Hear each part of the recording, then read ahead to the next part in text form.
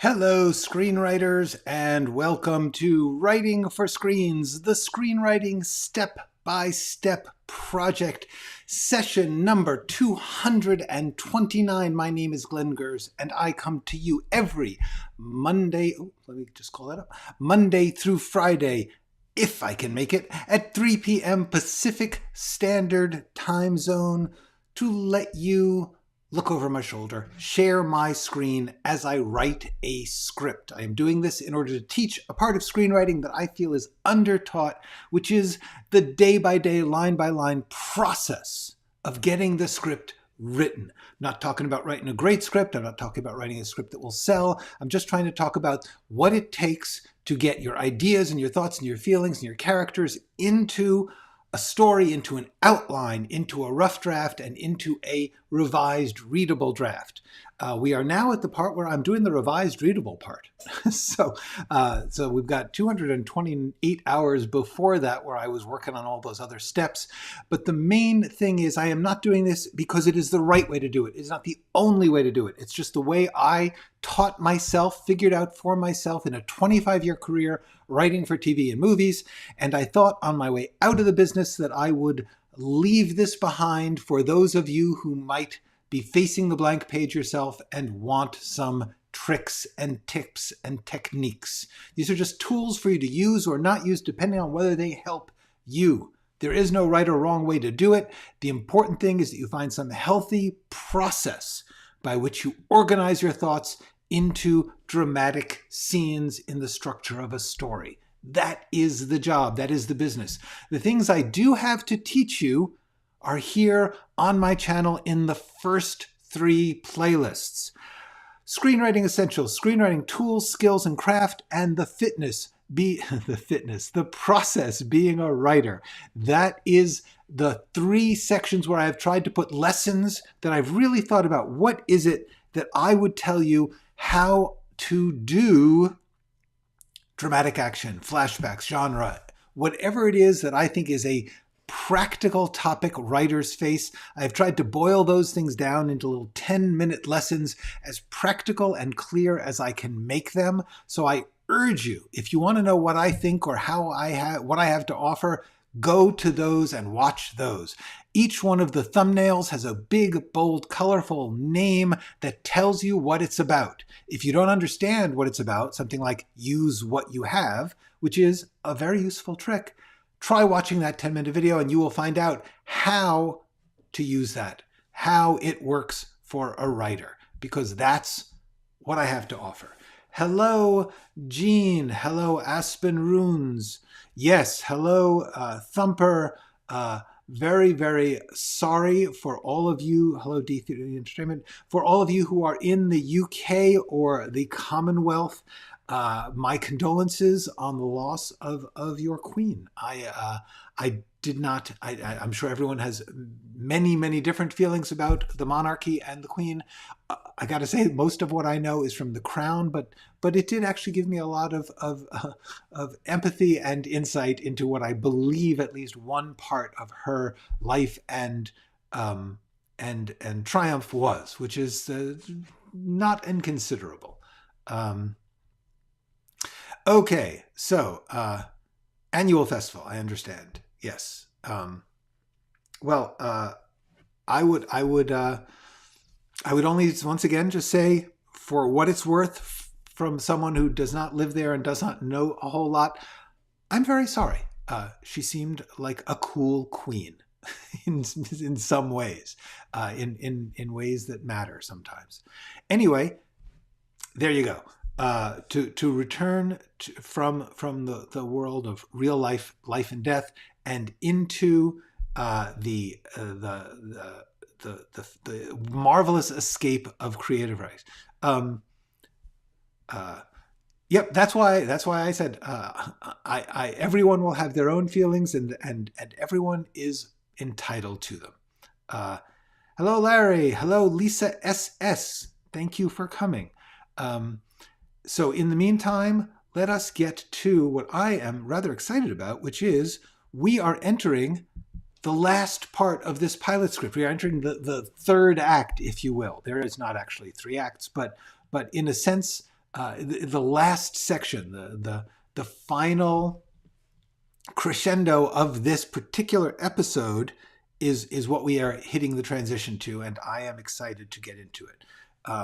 Hi, Manga Express. Good to see you. Thank you for the writing, the writing emoji. So yeah, here's the deal with what we have left to do, which is, and this is very often the case for me. Different people will be different for, but for me, the ending is the hardest part and the most important part, and the part I always slack off on, because the ending is it's a high wire act where you've got all these things that you've put spinning into the story, and they have to come together in a sense at the end of your story, at the conclusion of your story. And in the case of a pilot, they have to kind of twist together and then send you off into another place. You have to end with questions. You have to end with an eagerness to see what's going to happen next, which is the exact opposite of a feature where the end has to make you feel like you don't worry about what's going to happen next, that you feel like you kind of know what's going to happen next and that you're okay with that. So a huge difference between an episode and a closed story like a feature is the use of the ending, the point of the ending. And so what we got to do here is I have thrown in a ton of material in this last 10, 15 pages, and I need to somehow or other make sure that all of it maintains the quality of characterness that I think is built into the first 3/4 of this script, because I'm throwing in a lot of new information and things are happening very fast in this last section. And that is going to be the challenge. Hello, this is Kitchi. Hello, Natasha. Good to see you all. I think I'm getting a delivery at the front door. Okay, so well, the first thing I need to do, unfortunately for all of you, is read. Good afternoon, Nathan. Gotta just familiarize myself with what we're getting into here. Because what's just happened is the basic shape of this episode, and sometimes it's good to sort of step back and say, what am I doing here? What is the purpose of this? The shape of this episode is we meet this guy, he dies. That essentially is the inciting incident, the very first scene. George gets killed, murdered. Then we watch his ex-wife, who has not seen him for 30 years, get dragged into his life because of his murder and the fact that she is his next of kin. And so therefore she gets dragged into his world, which is this Crime Crackers community. In that Crime Crackers community, we meet Norman.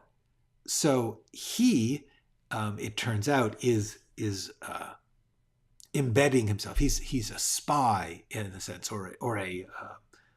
he's got ulterior motives for being in this community. He's not really one of them, he says. So we've got this woman who's getting dragged reluctantly into this group of people who she essentially thinks are cranks, crackpots, nut jobs. And this guy who has joined this crew of cranks, crackpots, nut jobs because he wants to write about them. And he feels empathy for this woman who's getting reluctantly dragged into it, and also concern for, because they seem to want to get stuff from her that she doesn't understand they are coming after. And C, probably most important, he kind of falls for her pretty quickly. So that's the first act of the story, is that this guy and this woman are dragged into this community of unstable, peculiar people. My question for myself, like if I was going to read over this again and then like say, how can I make it better? One of the most important things is, how vividly have I defined all of those things I just said? Like, have I made it clear that she's being dragged in? Yes, that I think I've got. Have I made it clear that Norman doesn't really belong in this group? I'm not great on that. Have I made it clear that this group are nut jobs?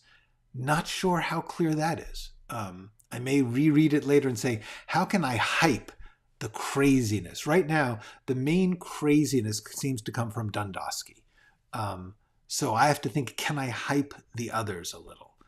Anyway, the point is that once that beginning situation has been set up, we watch as Norman on one side and Dundosky and the rest of the crew on the other are converging on Madeline because of the hidden evidence that is in the house that she has inherited. So the center of the story is this convergence, which unexpectedly, brings conflict between the crazy crew and this couple, and also brings unexpectedly a romance, a whirlwind romance between this couple. So that's the center of the story, is these elements all converging in a whirlwind in which Xena comes and puts the final spin by showing up, sneaking in, finding the evidence, discovering that the secret of the evidence is there is no evidence. That's the end of the middle. And now we've hit the last part, in which all of these unstable particles circling each other are going to be interfered with by this new element that shows up, which is the killer calling because he did not do it. So that's the big picture of this episode. And it's really important when as you work through the episode, as you work through any script, that you begin to think about, how can I summarize it, like I just did for you, for yourself? The purpose of this summary is that you know the story you are telling. And that's really important. You need to know the story you are telling and to be able to tell it in a relatively condensed way, because that means you know it. If you can only tell a story by telling every little detail step of the way, you are not learning how to tell a story. You are learning how to put on a show, and that's a valuable thing. But it's really important to be able to summarize that story into a condensed version that you can tell yourself. More than anyone else, what's important is that you be able to tell yourself the story so that you can then ask, am I telling that story well in this detailed version? Because that's how you learn how to rewrite. You say, I know what I want to accomplish here. I need to show that particle A and particle B and particle C are converging. Okay, so I need scenes of all those things converging, and each one has to be motivated to converge. But then the question becomes, am I telling that well? You can't tell if you're telling a story well unless you can tell the story in a relatively simple, clear way. That's my opinion. That's how I work. So what I need to do now is just familiarize myself with this last territory of what actually has to happen in this section of the script. Hello, Jeff. Folks always seem to be harangued by Act 2, but I find Act 3 far more fierce and daunting. Yes, it's interesting. A lot of people seem to have trouble with Act 2. They say, I don't know what to do now. It's like I don't know how to not rush to Act 3. And that, I think, is that you haven't set yourself enough steps to get to whatever it is that Act 3 is going to be. But Act 3 I find more daunting because I have such high hopes for it. I have so many things I want to accomplish in Act 3, and I always overburden that. So that's my danger zone with Act 3 is I set myself a really high bar for Act 3, and that's partly because Act 3 is the most important thing. If you can get a good ending to your story, people will forgive anything because that's the last thing they see before they leave. And so when they depart your story or your episode, they are going out on the rush of whatever experience you gave them at the end. People will forgive an awful lot if the end is good. Right. Good training for condensed storytelling. Read old TV guides. Sounds crazy, but they had to churn out constant one-line descriptions for movies daily. I'm gonna say maybe on that one. Because from what I understand, first of all, a lot of the time, and this is really true now, with as much content as we have and as much, frankly, crappy management on things like streaming channels, the summaries and categorizing of things, the little one-line summaries of things, are awful. They do not remotely. Honestly, what they suggest is that no one has ever watched this thing. They're simply going from other synopses and trying to boil those down. Yes, if a synopsis is based in the actual material, that's a great thing. My experience with TV Guide and other stuff is that they will know one hooky element and they will mistakenly tell you very wrong things about a story in an attempt to condense it down to absolutely one point. Okay, so Xena has just been thrown out by Madeline, who says, I do not want to continue George's plan of luring the serial killer by pretending we have secret evidence. So Madeline runs out. Did I make clear? Yeah. Okay, yes. So Madeline, yes, keeps the VHS case with the flash drive. So she is keeping the fact that George's materials to herself. So, because one of the main things we have to think here is, what is it that Xena wants to do, and why can't she do it without Madeline's permission?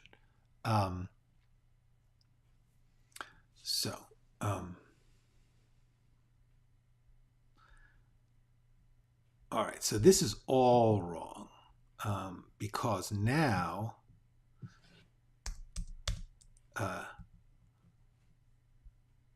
what's happening now is Xena, Dundalski, McLean, and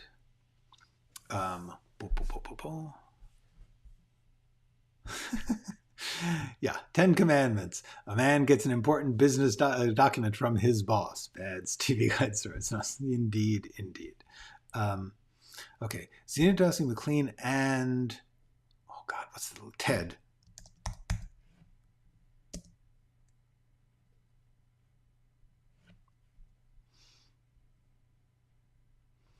All right, here's the problem. We've got a time cut here that Madeline, Norman, and Xena, Madeline and Norman are left by Xena. She goes out to the front yard. And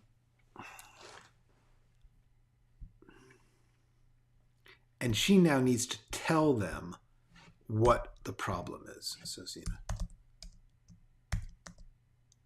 she won't let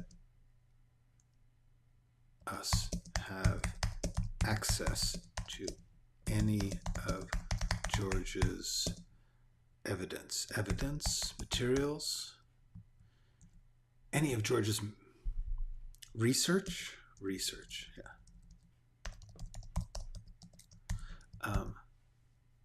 All right, so that's the big problem. Is she needs George's materials. If she's going to take over the podcast, in theory, it would be nice if she could actually physically take over like all of his material, like his work materials. But the main thing is she doesn't have the stuff he was working from. So I'm just spitballing the arguments that they have to make here, because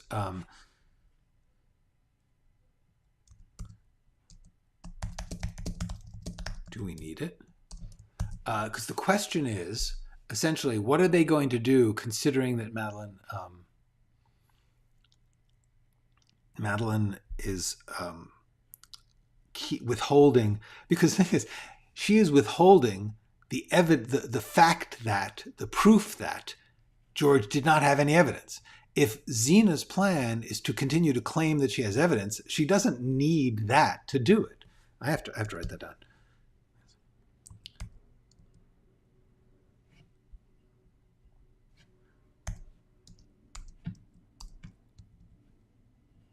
Yeah. Okay. George's plan evidence when he didn't.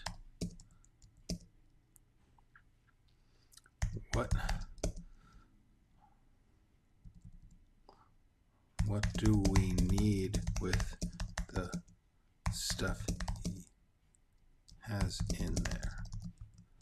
And then Zena can say, it's all the, what is the name? Like I want to say it's the show. It's all the presentation.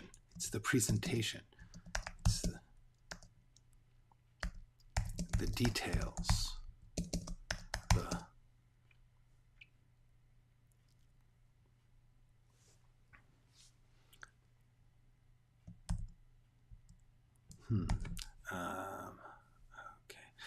Been rewriting the last 30 pages of my script for weeks. Keep trying to remind myself how I spent on the first 70. How time I spent on the first 70 and reverse it. Keep trying to, oh, you mean like, yeah, that you should have spent more time on the last part, even though it's, yeah, I agree. Next time I will try to follow from the start. Very interesting. Yeah, don't feel obligated to do that. First of all, just, you can go back and drop in on any session. That's the whole point of making this vast catalog of lessons is that they remain there in case they're of interest. At any given moment, and this is really true of writing, at any given moment of writing, you're only dealing with one thing at a time. And there is not a universal big solution to anything. The whole point is by dealing with each individual slice of the pie, you will eventually put together the whole pie, as if that's how pies were made. But you know what I'm saying. or to put it as Sidney Lumet said in his book, if you work on every single tile of a mosaic, and you get that to be what it needs to be, and you have an idea of what the big picture is, the plan for what it is, then at any given moment, you only need to work on and understand the single piece that you are working on. Anyway, the point is, the message I want to send is you should not have to watch 200 hours to get the lesson. The lesson you just got. At any given time, hopefully I will repeat it or give it in another version in such a way that you will see that the important thing is that you try to capture little bits and tweaks of technique and apply them to your own work. Watching me do every stroke of the pen of this will not make yours particularly easier. The basic lessons will. That's why I keep urging everyone to really just look at these things, the main lesson videos that I'm making. This thing here is just, if you want a little inspiration on the process, on the day-to-day. But you do not need anything except the story you are telling.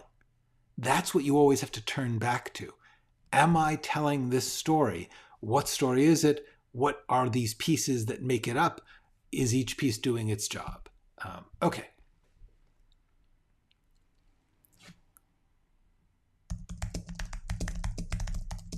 His authenticity.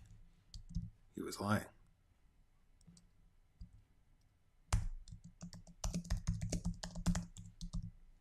Authentically. Convincingly. How are we supposed to build up that kind of... How are we supposed to build? It took him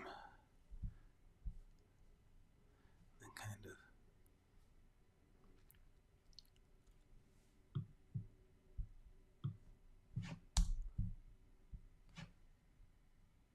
aura of authenticity. How are we supposed to build it?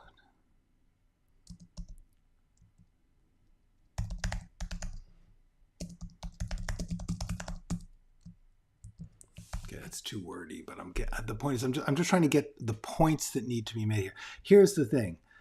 I hate this. One of the things that you do not want to do, if at all possible, is we have seen that Xena learned that George does not have the evidence. And then we have seen them debate it. The last thing we want to do is go outside and go continuously from Xena walking out and meeting them to having her explain to them what just happened in the last few scenes. So we need to around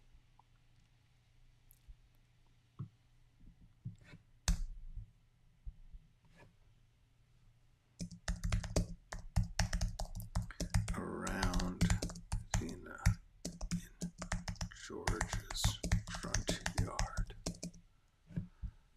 Dundowski, McLean, did a gather on Xena.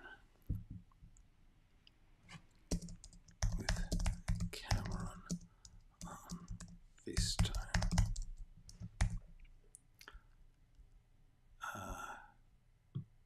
Okay, Ted and McLean, because McLean is the one with Cameron. Okay.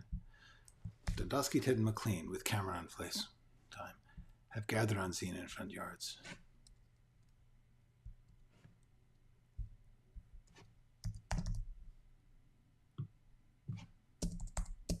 Stunned. Stunned, I tell you. Stunned. There's no evidence. Who says it? Cameron.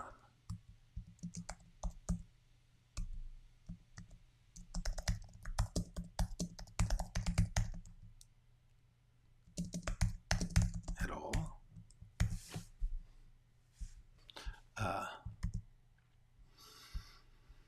Okay, so the point is now what I did there is when you've got a scene where something happens, it's mind-blowing to the characters. Then you watch them talk about it. The thing you don't want to do is stop and have somebody catch people up. Unless that's going to be really interesting in the way they say it, what you want to do is find some way to get there after she has said it and have them, as I've just done here, say, wait a second, there's no evidence at all? Because now we know that they heard the story of what happened, but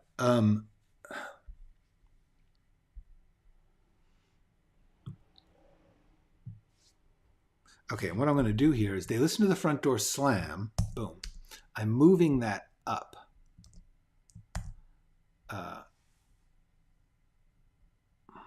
So what I want to do is by ending it with listen to the front door slam, and then we cut outside, it will feel continuous. By doing this, by saying grabs up her stuff and hurries out, fighting tears, they listen to the front door slam. Madeline takes it. I'm now staying on Madeline and Norman as they cope with Xena having stormed out, but it also gives us a psychological sense that there is time, that Xena is out there having her conversation, so that when we cut outside, we will, and Cameron says there's no evidence, we will understand that Xena came out, the others were right out there, and she said, oh my God, you won't believe what happened. And then we cut to that. That's how I manage to not have the dreaded scene where somebody tells another character things that the audience just saw, because the audience has no need to hear that. All right. Hi, Donna. Okay. So Nathan's question. I have asked this. I've answered this before. I will do it briefly here. 2 set spaces after a period. I see you still do that. Okay. My answer to that is this. I personally like giving a little air, a little space after a sentence, because a sentence is a unique thing. It's a whole thing. It's got a closing point. It's its own little entity. And it's nice to remember that a sentence is a thing. It stands by itself. By putting a little bit of space there, you keep it from just flowing. a non-stop flow. You actually want to interrupt the flow. That's the other reason that we do these paragraph breaks. Okay. Now, the question is, why do originally that was simply a habit that was created by people who set type in books. And in manuscripts, you were supposed to do it. The psychology behind it, I support, which is you want to not have the text just flow. You actually want the sentences to be individual. However, with the invention of the GUI, the graphical user interface of modern computers, which Steve Jobs pioneered, although did not invent, and in fact swiped a lot of this from the Xerox Corporation at the time, but he's the one who understood the value of it. Anyway, the point is the reproduction on a computer screen of fonts on a white background, reproducing the look of a page, but being much more flexible in your typesetting, in the way that the letters are placed on the page. In theory, the typefaces that you are using automatically properly space the letters. Most fonts on computers properly or try to properly, there's microscopic spaces between letters. So for instance, let's look at this. Let me show you what I'm talking about here. Here, I am going to do this. Let's do this. Okay. Now, here, you see this A and this T? If you'll notice, the A is actually intruding into the space where the T is. You got that? So this A and T, actually, if they were each holding their own hunk of space, as type used to do when it was literally little bricks of metal, you would have a little space here, but the edge of the A and the edge of the T would not overlap. However, in modern computer typefaces, they managed to do a fairly good job of putting the letters close to each other when they can go. And likewise, putting spaces after the period that is helpful, but not two spaces. So the deal is that that playing with type is lovely, except when you are working in, hold on, Courier. Let's get ourselves Courier. Okay, Courier new. Okay, so if you notice now, the A and the T actually, let me see that. See that line in between the A and the T? See how the A and the T have moved slightly apart and there's a big white hunk of space over the slant of the A? I don't know if anyone finds this interesting. I do. Anyway, Courier typeface, the fake typewriter typeface which computers use, reproduces the quality of old type, which was it could not fill those little spaces. So, therefore, when you are using Courier, which is the typeface in most screenwriting software, you will find that there is actually no adjustment made for the space after a period. So I believe that it is worthwhile in a script only to put the to hit space twice after a period. Although I believe on some phones and things, hitting spacebar twice after a period will give you another period or something. But anyway, the point is, for me, and this is just my opinion, that extra bit of space here, I don't think, I can't show you. Okay, yeah. The little bit of space, that extra space after the period helps you to understand that, oh dear, now, okay. let me see. Okay, there we go. Helps you to understand that sentences are a discrete thing, that sentences are unique individual statements, and that each one needs to have a little mental breathing room around it, and that's what the two spaces are for. That is my particular opinion about the two spaces. The two spaces is an enormous and trivial and violent and ridiculous controversy among some people who frankly should not worry so much about it. There are people who have grown up in the 20th century, especially, who just, the idea of two spaces after a period makes no sense at all. I think it's more readable. So that's why I do it. Is it required? Because the original question was, is it required for a script? The answer is, nah, not required. Advised by this particular screenwriting advisor. Is it required? No, not at all. So there you go. In the future, all fonts will be Comic Sans. Yes, in the future, all things will be comics.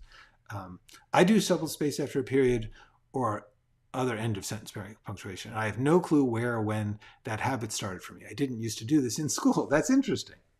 Usually people are taught to do it when they are taught to type, if they're taught formally to type. I, by the way, was not taught formally to type. I just type hunt and peck, but I just do it very fast.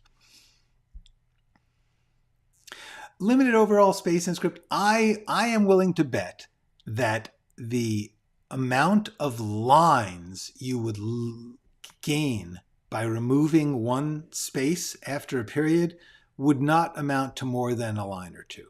I don't think you're gonna actually gain any space from lines. And honestly, even a line here or there just isn't going to matter.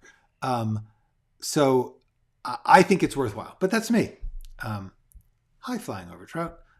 I have gotten way too involved in a minor issue. Okay, let's see where we got here. So my point originally was, I ended the scene before by letting Xena walk out and then taking a beat, a moment, a little linger on Madeline and Norman, dealing with that for two reasons. One, to suggest the importance that our attention is on the consequences of Madeline's action. She took an action. She said, I will not do this. Xena, thrown out, runs out. Madeline and Norman feel a bit badly. Xena is likable. She may be wrong, but she's not evil. Well, it turns out she is evil, but right now we don't know that. And the other thing is, it allows us to come into these folks out in the backyard are gathered around Xena in George's front yard. Oh, and this is... here you see, this was interior Zoom group. We are now going to make it exterior. George's house soon after. Okay.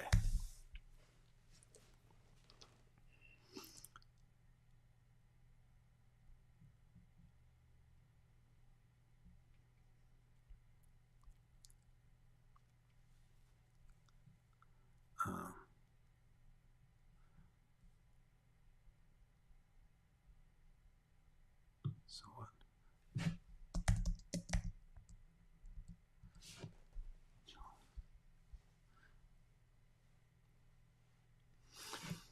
Okay. Hello, John Frey. Good to see you. Hello.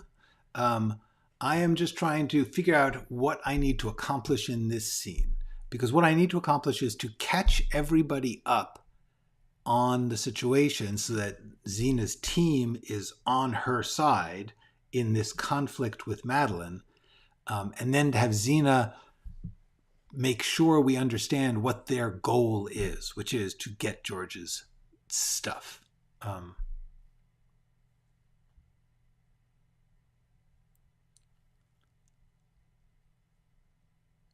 Yeah. See,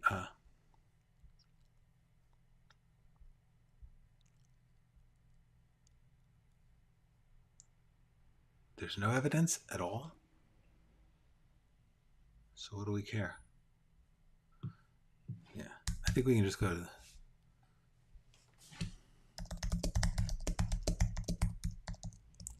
so what do we care if she won't let us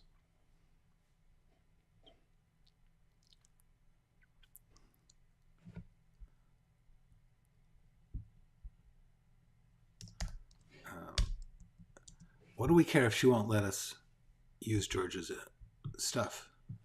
You won't let us use George's stuff. So what do we care if she won't use George's stuff?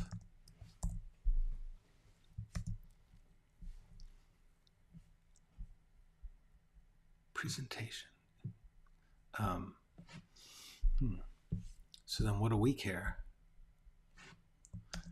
She won't let us use George's stuff. So then what do we care? So then what do we care if she won't let us use George's stuff?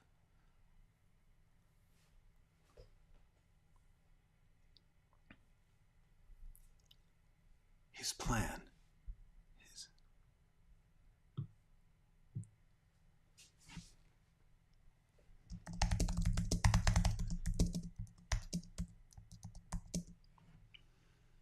Yeah, he was lying.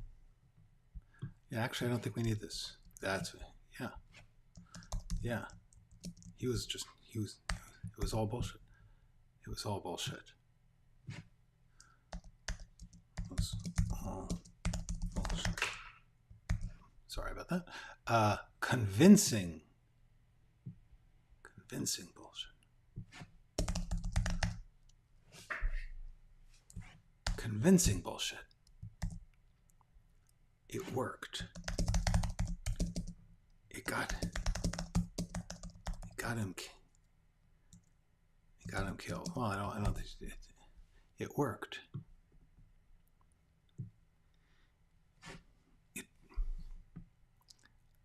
It triggered CSK. How are we going to keep doing that?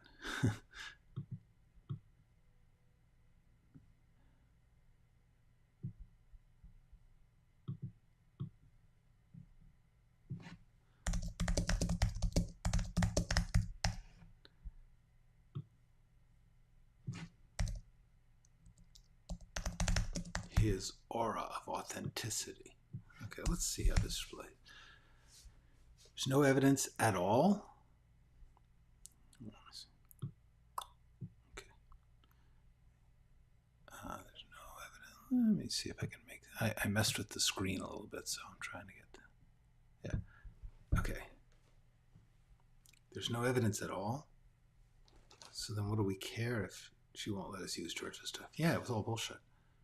Convincing bullshit. It worked. It triggered his CSK. How are we going to keep doing that without his aura of authenticity?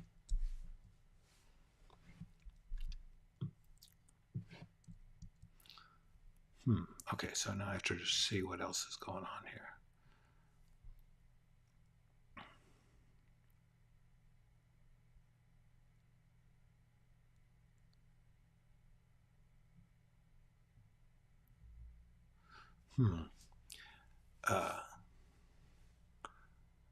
Because what we need to do is get to Xena saying, we got to get to that stuff. George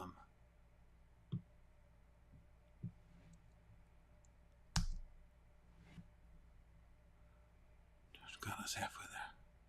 George got us close. We need to.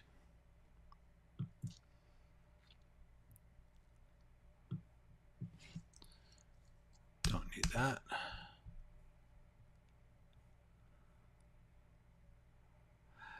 Just finishing the synopsis I'm currently pitching. I was trying to condense it, and somewhere along the trim, I lost the plot. Well, all I can say is tell yourself the story. I would actually suggest telling yourself the story on paper. Like, tell yourself the story as if it were lines you were going to pitch physically, verbally. You were going to. Can you tell the story out loud to another person and know the plot. So that's what you need to do. Is you just need to, maybe in a separate document, just say to yourself, okay, I have to in one page, I need to make this something I can tell someone. Just so that you keep in your head what I like to call the major moves, the big sections of story. Who are we following? What are they trying to do? What do they do? What goes wrong with that? Why doesn't it work? What's the problem? What do they have to overcome? What do they do? What happens because of that? And you're trying to get that into a very general sections of story. All I can say is it takes practice. You have to do it a bunch of times until when you tell someone a story, they go, "Oh, I get that story." They don't have to like the story. They just have to say, like, "I understand that that's a story and it makes sense and it seems interesting." Okay.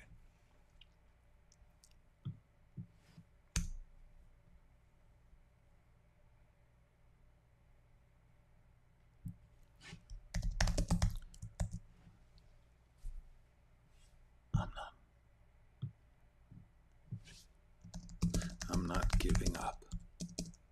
I just need to know if you're still with me. Am I insane? Should I try to do this? Well, but the answer to both is yes. Hell yes.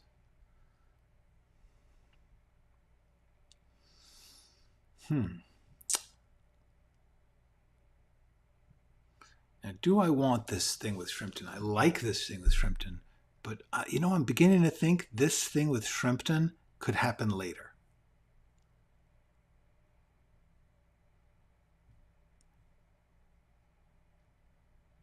It could happen in another episode. It doesn't have to happen yet. Shrimpton is out of the group, and we're going to bring her back in. So at that point,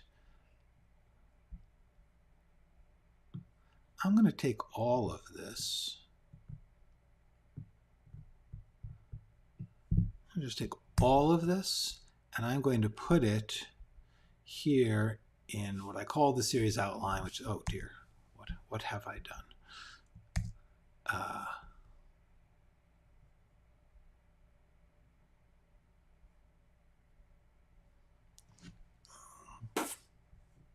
Okay, there we go. Okay. Deleted everything. All right, there we go. I just took that section of dialogue out of this episode, and I put it in this section, this folder I've got, this document I've got, where I'm putting everything that happens later in the series. Is that it's bits and pieces, ideas, things I might want to do that I will later use.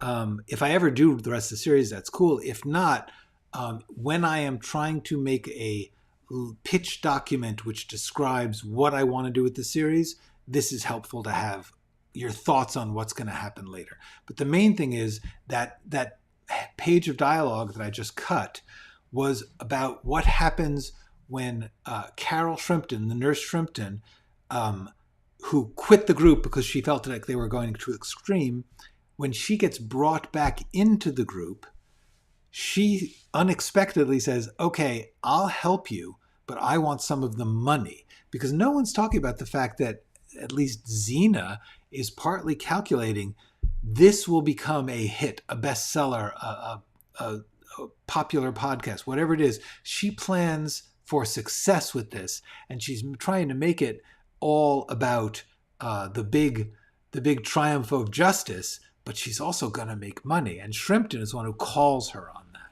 So I keep asking myself, do I need more characters and more subplot for the story to be, I don't actually know what. Well, it depends. Is your story too short? If your story is not too short, then just remember, whatever you add in, you have to condense down. Everything has to condense in. Do you need more characters or subplot? That is entirely dependent on what kind of story you want to tell. You can tell a perfectly good story with 3 characters, and really no other major characters, or just people you come across along the way. Or you can tell a story with a lot of different characters and subplots. What kind of story is it? If it's not the kind that needs a lot of subplots, then no, you don't need more characters. Wouldn't it be a good idea to put a description on that text part so you remember later better? It may be confused for you. It would, except that I'm pretty confident that I know that scene is self-contained action. Like, I actually know what that is, and future me is going to get it. But yes, in general, making a note about what you intend when you cut and paste something is actually a good idea. In this particular case, that's a very self-explanatory scene beat, and that, in fact, I am confident that that will be useful. I will remember it. But thank you. That's actually a very good note. Don't count on your future self to remember the vivid feelings you had at any given moment. When you make a note for the future, explain it thoroughly. Make your point to yourself so that if you have forgotten it or lost the vibe, you can get back what you tried to get into it. That is a very good note, Laura. Okay. Okay, so now, this scene is a hot mess that I am going to need to fix tomorrow, because we're starting a new section of the script, and at least I have figured out that what was there before is not right. And this is actually an interesting thing that happens in rewriting. This happens a lot. One of the big problems, somebody was asking about this, it was a very good question. When most non-professional writers do rewrites, they essentially just go back and start again. They start from scratch. That's not rewriting. It can be part of it sometimes, but the whole point about rewriting is you're trying to take what is rough or imperfect in what's there that's valuable and improve it and support it and develop it. You are not trying to redo it. So the other thing, the flip side of that, is very often when you read something, when you're trying to rewrite something, you'll come across something that frankly is wrong, it's bad, and it needs to be thrown out and replaced. So rewriting is this constant balance of going through it and saying, is this a part I need to make better, or a thing I need to throw out and do again? And we've just gone through in this project, the past few episodes have been mainly just, I'm just smoothing out and emphasizing what's good here. This was a section which was just, this was about the wrong thing. They were actually talking about a subject that I no longer want them to talk about. So I just cut it. And now I have to start to sketch in, well, what do I want there? And that will take some time. Okay. The character and subplot thing is interesting to me. My main novel has many series, has many characters and many books planned. The other novel I was working on, 2 characters, different styles. Exactly, yes. Every story has its own needs, and every writer will have their own decision about what kind of story they want it to be. There is no story that is inherently one way or the other. You can tell the same story many different ways. So one of the big choices, and I do want to get to this over and over, everything is a choice, and every choice has a price. So everything you want to do, it's a choice. You can do it or not do it. The question is, what do you gain from doing it, and what do you lose? If you add subplots, you have to be able to juggle subplots and keep them all interesting. You need to make sure that you're not diminishing the power of your main plot with your subplots. And the other price you have to pay is, it's hard. You have to actually add. You may not have room for it. So those are the prices and choices that you have to think about when you're saying something like, should I add a subplot? There's not an actual, yes, you're supposed to have 3.5 subplots. No, that's silly. Different stories from different writers at different times will have different needs, and you've got to make those choices. That's what writing is. Writing is making choices. There's not there's some right or wrongs, kinda, but basically, you want to have a subplot? Is it worth it? Does it help? Is it good? Can you do it? Those are the questions you need to ask yourself. Notate every thought for your writings right when you have it, even if it's on a napkin. Yes, Natasha is right.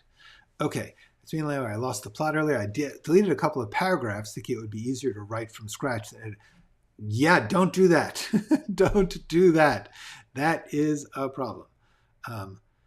Should I write the short version if I can't? Yeah, absolutely. Of course, if you can't imagine an alternative, do the thing you can imagine. That's just the answer. So many times when somebody asks you a question, the answer is hidden in the question. Look at this. Thumper, should I write the short version if I cannot imagine the longer version? Yeah, you can't imagine the longer version. Don't write something you can't imagine. Write the thing you can imagine. You got it. You're good. I received bad advice saying to start over for rewrites. Yeah, that is bad advice. That's just bad advice. I've heard that some people say like, oh, if it's good, you'll remember it and you'll write it again that way. It's like, that's just not true. Yeah. Okay. Yeah. It's write it down. Write it down. Always write it down. The work comes when it has a place to go. If you write stuff down, then that becomes inspiring of new thoughts. Okay. Same story in different ways. So true. The main series tells the same story from different perspectives. Yes, that's a cool idea. Excellent. Well, everybody, this has been delightful. I am going to sign off until tomorrow when we will get back into this new version of an old scene. In the meantime, go write something.